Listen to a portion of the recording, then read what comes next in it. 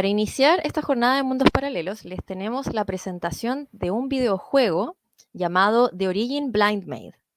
Así que voy a estar acompañada por Eduardo Benítez, que es de Paraguay. Les voy a leer sus biografías y ahí después voy a introducir a los invitados. Eduardo Benítez, 22 años y estudiante de la carrera de Marketing y Publicidad, es el CEO y founder de Guaraní Studios, una empresa dedicada al desarrollo de videojuegos de alta calidad.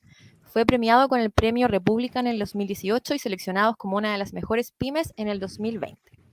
Y también nos acompaña Ismael Pozo. Él tiene 34 años, es licenciado en diseño gráfico por el Instituto Superior de Bellas Artes, CEO y founder de Guaraní Studios, director general y gestor de proyectos de la empresa. Premio Joven Destacado 2016, director del juego The Origin Blind Maid, finalista en el Indie Prize USA 2019. Les doy la bienvenida a ambos, Ismael y Eduardo, ¿cómo están? Muy ¿Qué bien. tal? ¿Cómo están? Un placer estar acá con todos ustedes desde Paraguay. Queríamos, obviamente, saludar a todas las personas que están viendo la transmisión y nada, realmente un placer poder compartir con toda la región de Latinoamérica un poco todo lo que se está haciendo, obviamente, dentro de nuestro continente y demostrar, obviamente, todo el potencial que se tiene en cuanto a lo que es el desarrollo, en cuanto a lo que es la exportación y en cuanto a lo que es el networking con otros estudios. Y creo que con nuestro videojuego The Origin Blind Maid hemos demostrado no solamente el potencial que tiene Paraguay, sino también el potencial que tiene Latinoamérica para poder adentrarse dentro de lo que es la industria del videojuego. Y el día de hoy, junto con mi compañero y amigo Ismael Pozo, queremos hablarles acerca de cómo se desarrolla, obviamente, una narrativa dentro de lo que son los videojuegos y de cómo ésta se desenvuelve y la importancia de la misma a la hora de tener en cuenta para un videojuego. Porque sabemos, obviamente, que un videojuego hoy por hoy ya no es simplemente algo con lo cual entretenerte, es una experiencia en la cual las personas, por sobre todas las cosas, aprenden, pueden empatizar con personajes, con situaciones. Hay situaciones que nos hacen pensar, nos hacen reflexionar y es la tarea obviamente del guionista, del narrador poder compaginar todas estas ideas para poder crear una experiencia única que quede grabada en la retina del jugador. Y es de lo que queremos hablar el día de hoy junto con Ismael. Buenísimo. Yo ya estoy emocionada, yo soy videojugadora, así que me interesa mucho lo que tienen que contar, sobre todo por la trama y el género de su videojuego. Así que les dejo el espacio para que nos hagan su presentación Perfecto, y perfecto. después Muchas ahí estamos gracias. conversando. Perfecto, perfecto. Genial, Gracias, genial. gracias.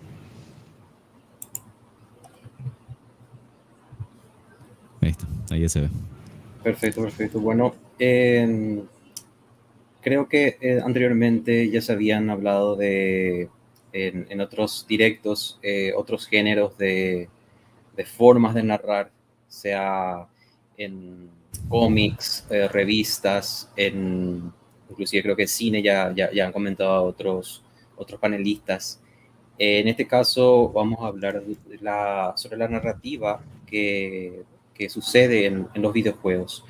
Hay ciertas similitudes, grandes similitudes con el cine.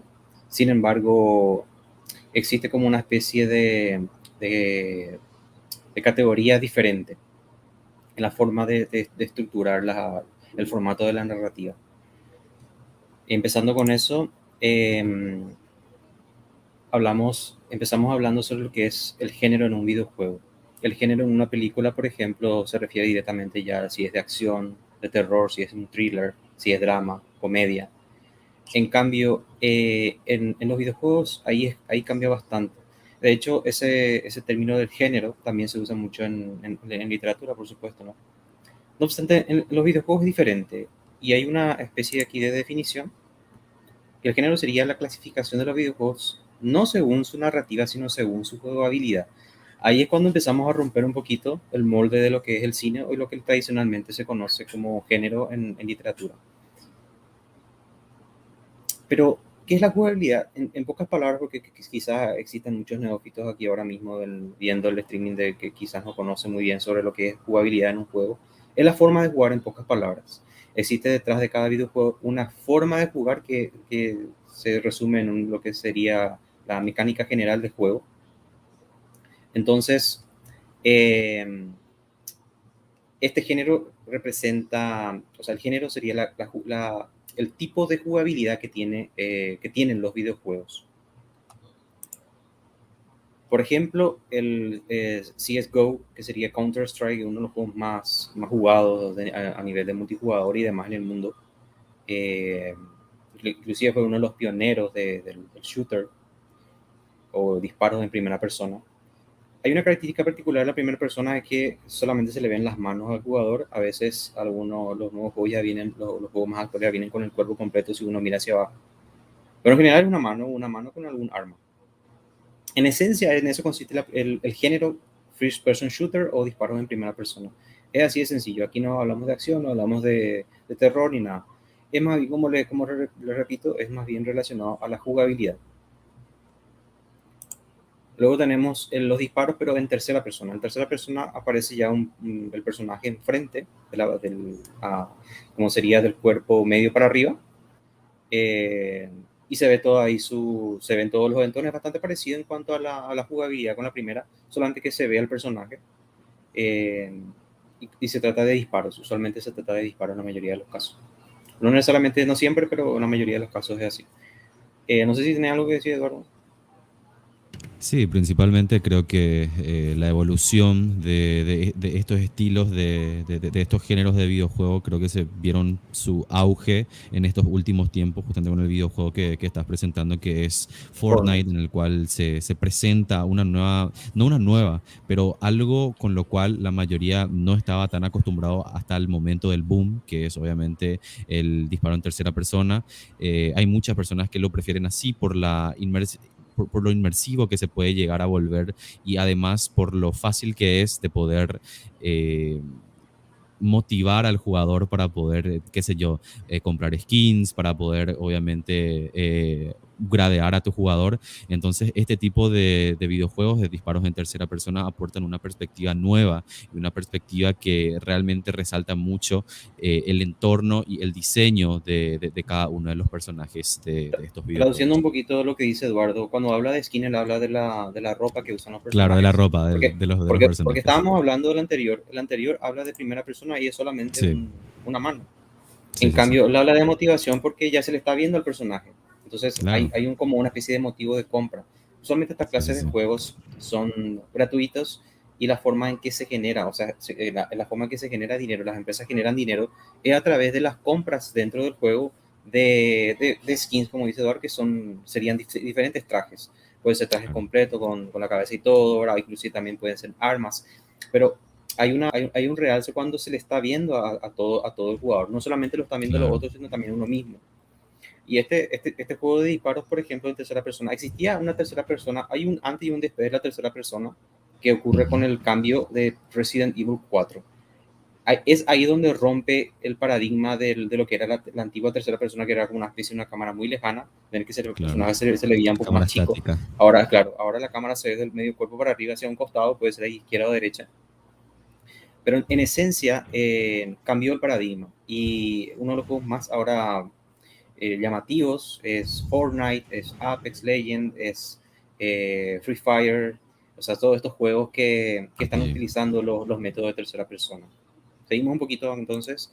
No vamos a hablar de todos porque hay una cantidad muy grande de géneros, pero en Infinidad. esencia lo más, claro, hay otro tipo de juego también son los de estrategia, en el que el escenario es mucho más lejano ya. Se pueden ver varias cosas, por ejemplo, montañas, se puede ver ya una gran cantidad de personas. Se pueden, acá en este caso, Civilization es, por ejemplo, para construir, justamente crear civilización. Significa que ya hay otras 5 versiones anteriores. Es un juego que evoluciona bastante, que tiene una gran cantidad de adeptos que les gusta este tipo de juegos de estrategia. También puede haber estrategia de cartas. Y ahí cambia, ahí ya varía un poco el tipo de juego, pero en esencia es hablando siempre de estrategia. Después los juegos de lucha entre dos personas, inclusive a veces hay un poco más, pero uno de los más llamativos es el famoso Mortal Kombat. También hay otros grandes como Street Fighters, King of Fighters, entonces Tekken.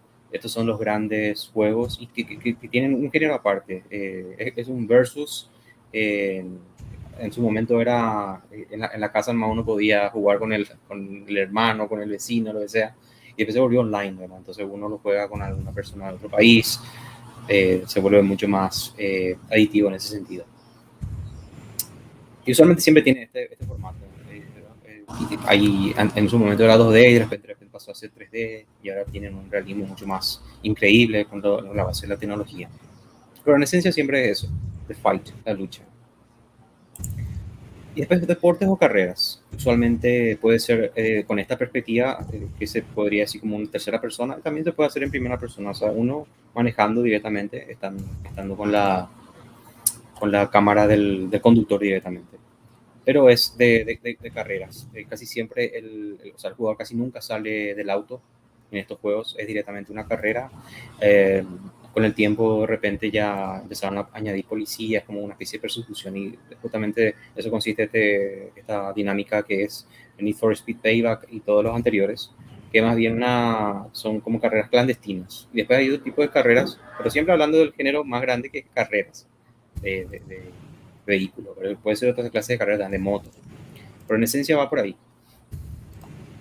El siguiente, el mundo abierto, eso es...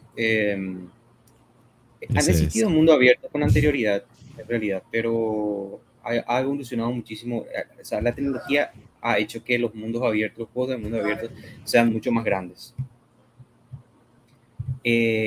Por ejemplo, es The Legend of Zelda, Breath of the Wild, uno de los juegos más representativos de la actualidad en cuanto a lo asombroso y lo grande que es, lo diverso, la jugabilidad también.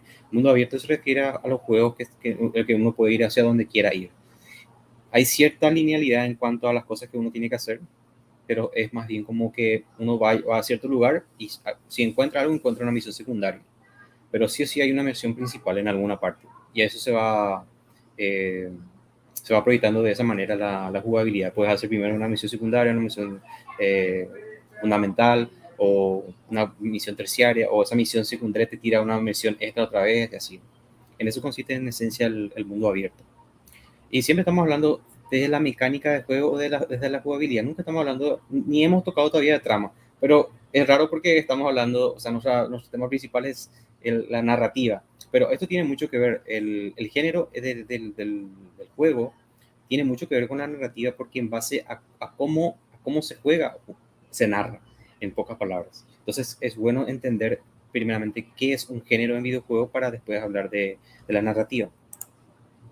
Después hay otros juegos, no sé si quieres comentar algunos aquí, Edu. Claro, claro. Yo creo que entre los géneros también muy conocidos dentro de todo el mundo gamer están los MMO, los MOBAs, la simulación, el multijugador, el rol, el hack and slash, que podría ser videojuegos como Devil May Cry, por ejemplo, God of War también, aunque en el último se convirtió en un poco de RPG, ¿verdad? Tenemos al sandbox, obviamente, que tenemos a videojuegos como Grand Theft Auto, tenemos videojuegos musicales, videojuegos educacionales, que obviamente aportan una riqueza a todo lo que a todo lo que son los géneros de videojuegos y nos dan la pauta de lo amplio que es este mundo y de lo mucho que tenemos para elegir, obviamente, ¿verdad? La variedad de opciones que tenemos para poder divertirnos según lo que nosotros realmente, a lo que nosotros apuntamos como jugadores, ¿verdad? Entonces, el mundo del videojuego te ofrece esa oportunidad de poder tener dentro de tus manos una experiencia acorde a lo que realmente te gusta. Digamos, en mi caso, por ejemplo, mi género favorito es el del mundo abierto, el RPG, por ejemplo, en el cual uno toma el rol de un héroe o un villano y explora un mundo fantástico, enorme, con side quests, con Totalmente. misiones secundarias, terciarias. Entonces, es una forma, obviamente, de poder obtener una cierta cercanía con el jugador. Así mismo, y no estamos hablando también de grupos aislados, o sea, no es que existen juegos solo de simulación o solo Claro. multijugador, sino que actualmente hay una mezcla de muchas cosas. Así como dice Eduardo, por ejemplo, The Witcher es un juego de mundo abierto, pero también un juego de rol. Exactamente, exactamente. Sí, sí, Entonces, sí. no, hay siempre una mezcla de muchos géneros, no hay un único género, sino que hay varios. Por ejemplo, hablando de ese disparo en primera persona, puede ser multijugador tranquilamente, puede ser multijugador Claro. local, multijugador online, puede ser un MOBA. Entonces, hay una mezcla, puede haber mezclas también, no solamente estos géneros así de manera aislada.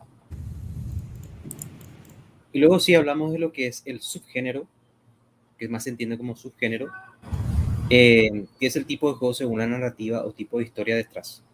Lo que se llama género, lo que dijimos, lo que se llama género en literatura y cine. Y ahí está nuestro juego, The Origin Blind Mate. el survival horror, no sé si puedes explicar un poquito en qué consiste el survival horror. Claro, creo que uno de los pilares en cuanto a lo que es los videojuegos de horror son los survival horror. Creo que fueron los que revolucionaron obviamente la industria en cuanto al horror, ¿verdad? Con Resident Evil, ¿verdad?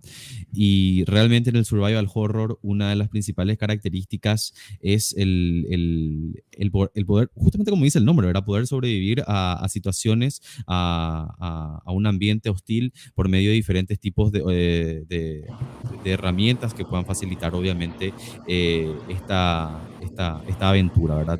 El survival horror realmente se caracteriza muchas veces también por ser un poco inclinado hacia lo que es la acción, ¿verdad? Un poco alejado a lo que es el terror psicológico, que Ismael creo que les puede comentar un poquitito también acerca de eso. Y el survival horror siempre se inclina un poquitito por la acción, ¿verdad? Esa acción trepidante, ascendente, en el cual el jugador no está desprotegido en el mundo, sino que tiene una oportunidad, obviamente, de sobrevivir. Y la trama siempre se centra acerca de algo que pasa dentro de ese mundo y que genera, obviamente, el colapso de ese universo, ¿verdad? Y en nuestro caso, The Origin Blind Mate es un exponente en el cual no solamente se sobrevive, sino que también se ahonda en lo que es el origen del mal, ¿verdad? Entonces tenemos esta oportunidad de poder explorar estas características dentro de nuestro videojuego. Y ahí es como cuando se dan cuenta que la gran diferencia en videojuegos de lo que es género y subgénero. Género es la forma de jugar y subgénero estamos hablando directamente de la trama. ¿De qué tipo de trama es? En este caso es un juego de horror de supervivencia, en pocas palabras, en el que uno tiene que tratar de sobrevivir con ciertas herramientas, con ciertas armas inclusive. Y en esencia, en eso consiste este tipo de juegos denominados survival horror. Pero hay algo parecido a esto, que es un poco más viejo inclusive, que es el terror psicológico, que más bien se concentra en la reacción del jugador ante lo desconocido. Sí, en este caso aquí ya no hay tanta seguridad sobre ciertas cosas, inclusive a veces no tenemos ningún tipo de defensa. De ayuda, de defensa, y es cuestión de huir, es cuestión de huir o esconderte para poder escapar. En eso más bien consiste, inclusive puede haber mucho contenido gore. Sí. Y es una experiencia mucho más sensorial también en muchas partes. Es una experiencia totalmente muy sensorial. Puede ser visual, puede ser auditiva, por ejemplo, escuchando con un paneo de algo que está viniendo de golpe y no sabes qué es, porque estás en la total oscuridad. Por eso ese tinte de decirlo psicológico, porque va orientado a buscar esos sentidos, a tratar de agudizar los sentidos y tratar de generar una experiencia mucho más inmersiva. Usualmente son, usando el género ya, en primera persona. Usualmente son en primera persona, porque así la inmersión es mucho más directa. Ahora, imagínate estar jugando esto en primera persona y encima lo estás jugando otra vez en realidad virtual. Ahí se duplica y la experiencia es prácticamente traumatizante, porque es justamente eso lo que se busca que sea la máxima experiencia de horror, y este es justamente el subgénero ideal. Siempre, obviamente, de acuerdo a la trama. Después directamente los juegos de acción. En este caso el ejemplo es de Battlefield 1. Y consiste en eso. Puede ser explosiones constantes. Hay cierta tensión, ¿no? ¿Verdad? Pero lo fuerte aquí es la acción. Y Battlefield justamente One trata sobre la Primera Guerra Mundial. Y ahí estamos hablando de vuelta otra vez la trama. ¿De qué trata? Trata de eso, de la Primera Guerra Mundial, algunas de las batallas más importantes. Se trata de conservar aquí, por ejemplo, importante, claro, acá tiene relevancia histórica. Entonces, cuando se trata de narrar en videojuegos, se trata, al menos este tipo de juegos, se trata de cumplir de que no existan anacronismos sobre armas, sobre situaciones. Por ejemplo, ciertas armas, poner, por ejemplo, armas futuristas, o poner eso, por ejemplo, tratan de cubrir la parte del guión de que eso no suceda, salvo excepciones, porque de repente, como sabemos, los videojuegos siempre tienen su lado raro, en el que hay por ejemplo un ejemplo de que puedes tener una pistolita chiquitita así, miniatura, para este juego, que le mata de un disparo a cualquier. Son armas así especiales, ¿verdad? Que están fuera de lugar, ¿verdad? Totalmente anacrónico, pero que sirve para, en cuanto a lo que es jugabilidad. En este caso, aquí vemos acción, pero también vemos un contexto histórico. Luego, lo contrario, ¿verdad? La pura ficción, los juegos de fantasía, en este caso el ejemplo de Final Fantasy Remake, que se basa en un videojuego que salió en PlayStation 1, es un juego de género RPG. En realidad es un RPG, JRPG, o sea, sería un juego de rol japonés. Hay ciertas características que le identifican claramente cuando es un juego de rol japonés. Tiene ciertas características técnicas, no es necesario discutirlas ahora, pero en esencia, eh, este tipo de juego de aventura es justamente mostrar todo un mundo de posibilidades, de ideas. Y más adelante vamos a hablar un poquito sobre cómo construir parte de esto de este universo. Y después hay ciertos tipos de juegos que de repente se hicieron famosos. De hecho, hace mucho ya estaban lo que son las novelas visuales, que es prácticamente se genera una situación, usualmente una situación plana, con cierta animación así sutil, en la que se va narrando algo.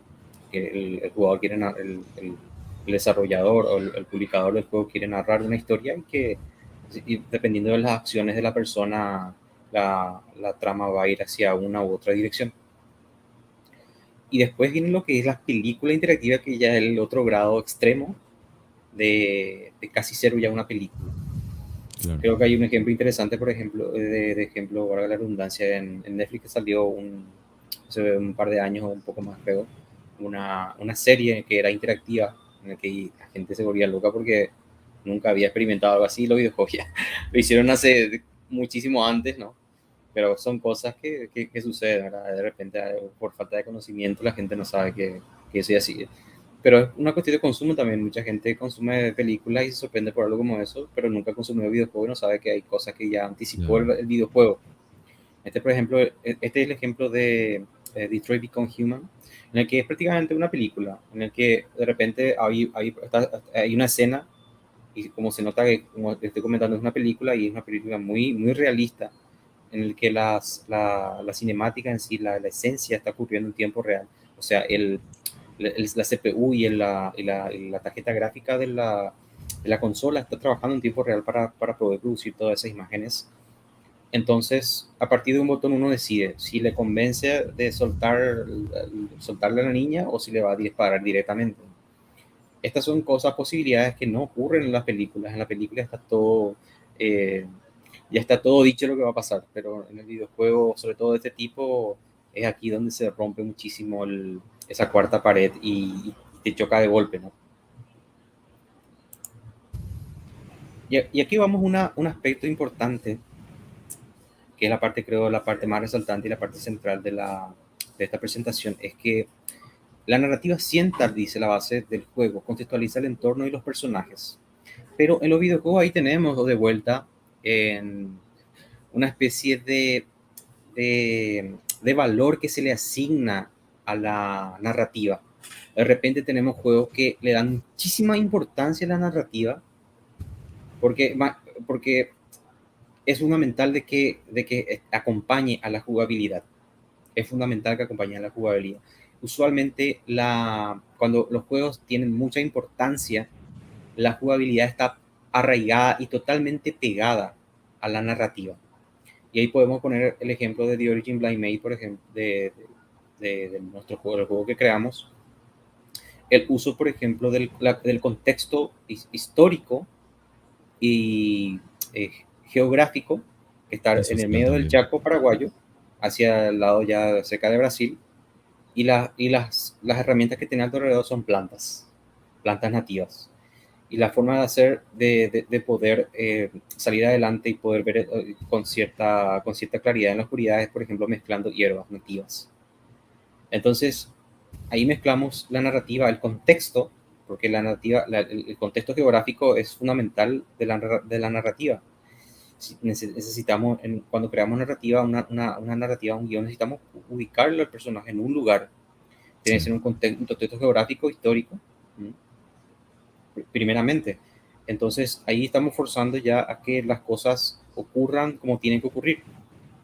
Y por eso varía mucho también, porque hay mucha gente que le da, hay muchos, a muchos narradores no les interesa mucho que una cosa tenga que ver con la otra, sino más bien que sean por lo menos consistentes, nada más. Pero eso ya es a nivel de cada narrador, o sea, cada quien tiene su propio estilo. A mí me gusta, yo soy especialista y me gusta que tenga sentido todo lo que se muestra. Esa es quizás sea un poco obsesivo con eso y Eduardo sabe eso, que me gusta que todo tenga una explicación, que tenga una explicación sobre todo lógica.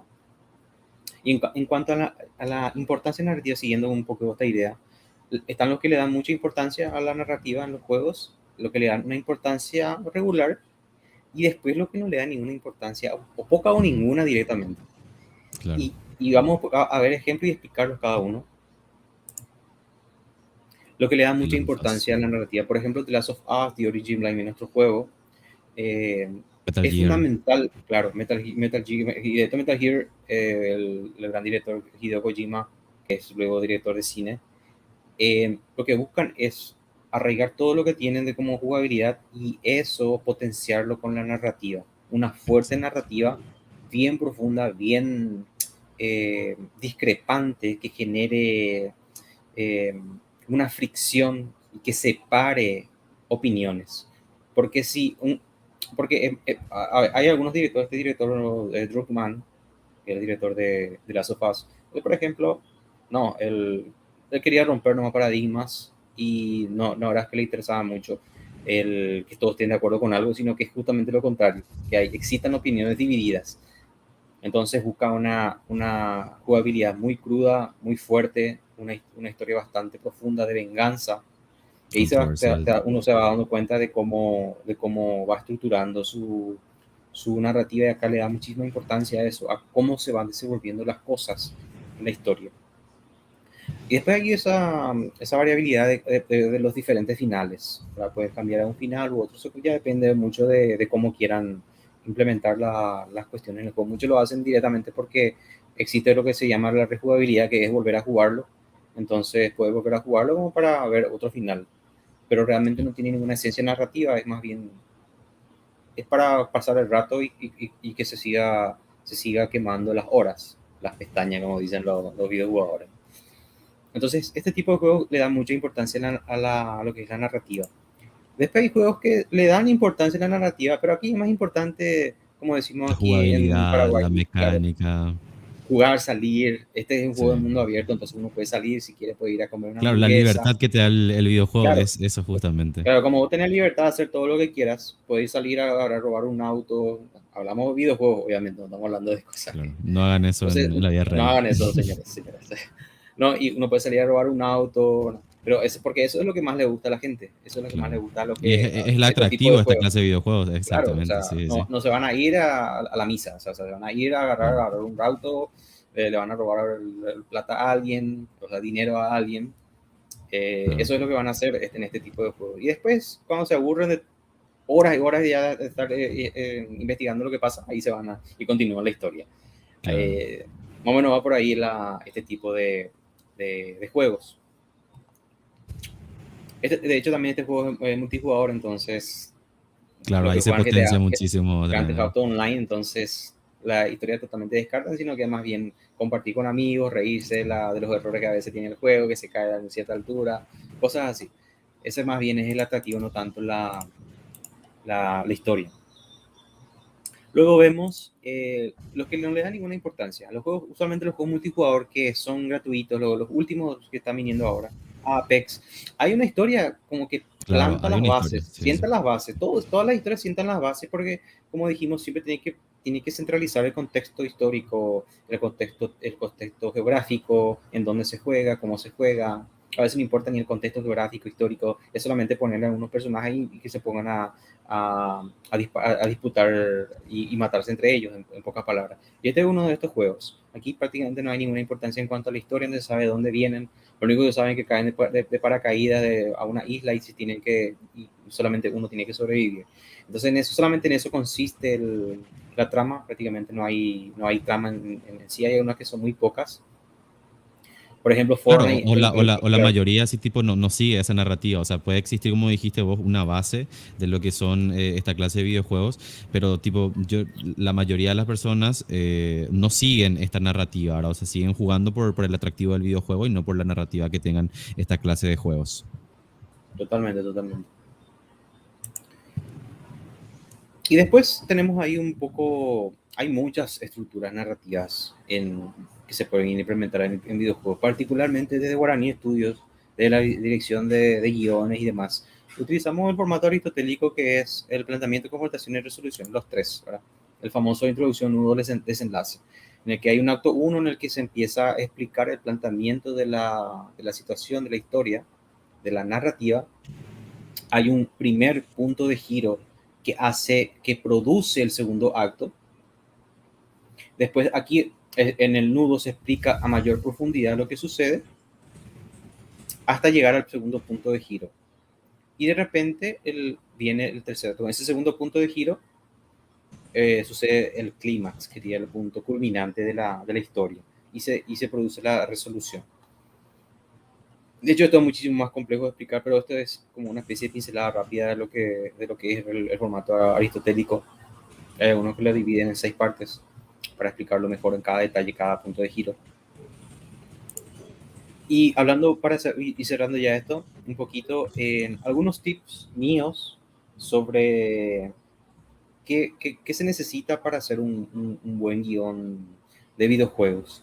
Y creo que yo siempre digo, en mi caso particular, yo creo que se puede hacer videojuego de cualquier tipo de cosa, pero para que arranque bien, necesitamos encontrar ese punto de clímax que sea realmente impactante. Claro. Cuando creas el clímax, que es lo más importante, el punto culminante de la historia, cuando llegas a un clímax, que creas un clímax que sea algo alucinante, puedes empezar a hacer un planteamiento y una confrontación mucho más deleitosa.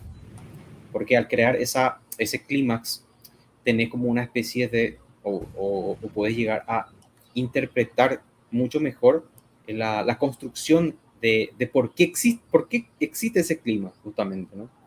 Entonces, como estás creando, de hecho, la historia que querés narrar, entonces me parece que es la mejor forma de encarar. Otra cuestión también que muchos comentan es que cómo tengo que construir a los personajes.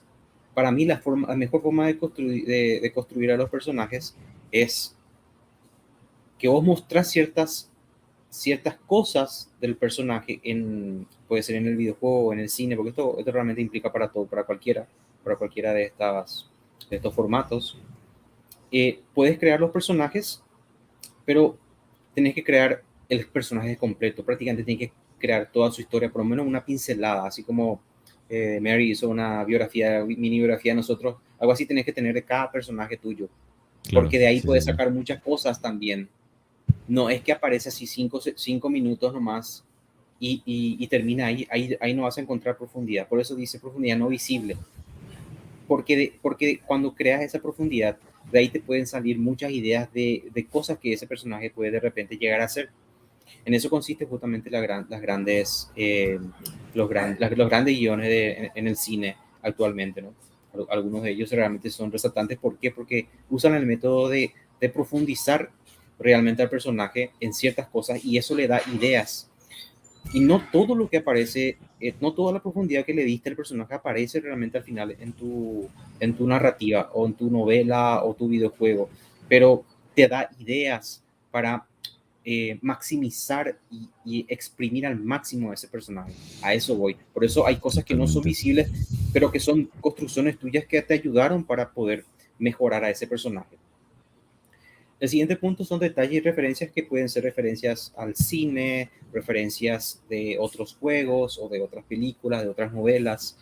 Eso para darle a entender al espectador de que es un producto de cultura también, de que has leído mucho, has visto muchas cosas, entonces es una especie de lenguaje cinematográfico que también se usa mucho en los videojuegos. A veces, por ejemplo, inclusive hacen referencias de sus propios juegos anteriores, algunas desarrolladoras. o hacen como si fuese que están en un crossover temporal entre un juego y otro. Por ejemplo, estás viendo en una ruina de The Last of Us y te encontrás con algún restaurante en donde estuvo Nathan Drake de Uncharted, por ejemplo, que es otro juego. Entonces, eso es importante también, añadir algunos pequeños detalles interesantes que de repente le abra un poco la mente a las personas. Están ahí y es como una especie de sublecturas. A medida que más culta es la persona que está jugando tu juego, o está leyendo tu novela, o está viendo tu película, lo va a ir entendiendo, lo va a ir leyendo. De ahí hablo de sublecturas. Otro detalle también interesante que sería bueno añadir un buen giro de trama, que tiene mucho que ver con el clima también. De repente a veces en The Origin Blind Maid, sin tirar spoilers, hay un genial plot twist y después viene el clímax. Entonces, es bueno añadir un plot twist que sería un giro de trama. O sucede cuando uno está creyendo que está pasando algo, anticipando algo y de repente le cambia todo lo contrario. Sí. Claro. El tipo se va algo, claro, porque es algo que no te esperas, es algo que sale fuera de contexto, fuera totalmente, y que dices, esto es genial, porque ni me imaginaba que iba a ser así. Entonces, eso es justamente lo que se busca al crear un plot twist o al crear un giro de trama. Otro tema también es que es el evitar el Deus Ex Machina. Eso, por ejemplo, a mí no me gusta mucho, no me gustan tanto las historias en el que por alguna razón celestial se resuelven las cosas. Eso sería el Deus Ex Machina en pocas palabras, cuando de la nada se resuelve las cosas como si nada. Un guionazo, como se conoce. Claro. Entonces no recomiendo que sea así, que se trate de tener sentido finalmente ese conflicto se trate de resolver de una manera, si se va a resolver, ¿verdad? Porque muchas veces esa confrontación no termina en una solución, sino en un caos total, ¿verdad? Entonces, evitar el Deus Ex Machina, evitar que se resuelva por sí solo las cosas, o que venga un salvador y lo resuelva, como es, ahí viene justamente el Mary Sue, que es directamente decir que existe un personaje que lo resuelve todo, que nunca evoluciona.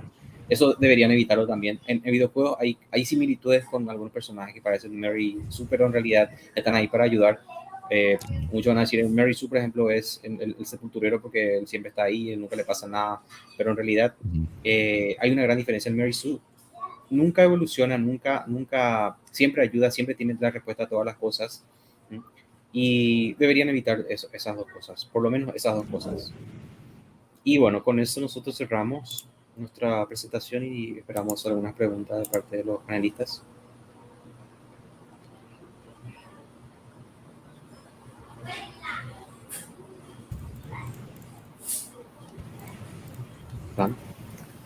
Ahí volvimos. Volvieron. Muchas gracias por su presentación a ambos. Muy interesante lo que comentan en torno a las narrativas. Particularmente a mí, en lo personal, que en mi vida como videojugadora me gusta mucho lo que mencionan sobre las referencias, intertextualidad le llamo yo, debido a los géneros narrativos. Me gusta mucho encontrar esas cosas en los videojuegos, y también me considero Team Ismael, ya que me encantan los juegos que son muy narrativos y que todo tiene una explicación, y mientras más historia, mejor. Claro. Ahí, totalmente. Si bien está muy interesante, la verdad, creo que estamos un poco cortos de tiempo para la siguiente presentación. No sé qué dice ahí Francisco. Sí, no, quizás preguntar antes de ir cerrando es ¿dónde es posible encontrar el trabajo de ustedes, el videojuego? Sí. Coméntenos en qué plataforma está disponible y dónde se puede adquirir. Sí. Sus redes sociales también si tienen. Claro. Queremos comentarles justamente de que The Origin Blind Maid se puede encontrar en Steam, y además de eso va a ser el primer videojuego paraguayo en estar presente en todas las consolas, así que próximamente también van a poder disfrutarlo en la PlayStation 4, en la Xbox One, en la Nintendo Switch y posiblemente también en la PlayStation 5 y las nuevas Xbox también, ¿verdad? Entonces pueden buscarnos también para poder conocer de todo nuestro trabajo, lo que hacemos acá desde Paraguay. Pueden buscarnos como Guaraní Studios con W en todas todas las redes sociales, tenemos YouTube, tenemos TikTok, tenemos Twitter, o sea, lo que sea, nos buscan como Guaraní Studios y estamos ahí. Así que nada, un gustazo en serio poder compartir con ustedes esta experiencia. Esperamos que les haya sido de su agrado y que por sobre todas las cosas hayan comprendido un poco cómo se mueve el mundo de la narrativa dentro del desarrollo de videojuegos. Buenísimo. Sobre todo el tema de la inmersibilidad es algo que si bien siempre ha estado presente en los videojuegos, actualmente con las tecnologías quizás se logra un mayor grado de inmersividad por parte del jugador. El mismo tema de la realidad virtual y todo, como ustedes mencionaban, sobre todo estos juegos que son como más de terror, donde uno puede entrar mucho más ahí en la trama y sentirse protagonista y afectado de alguna forma con las situaciones que se van planteando en la narrativa.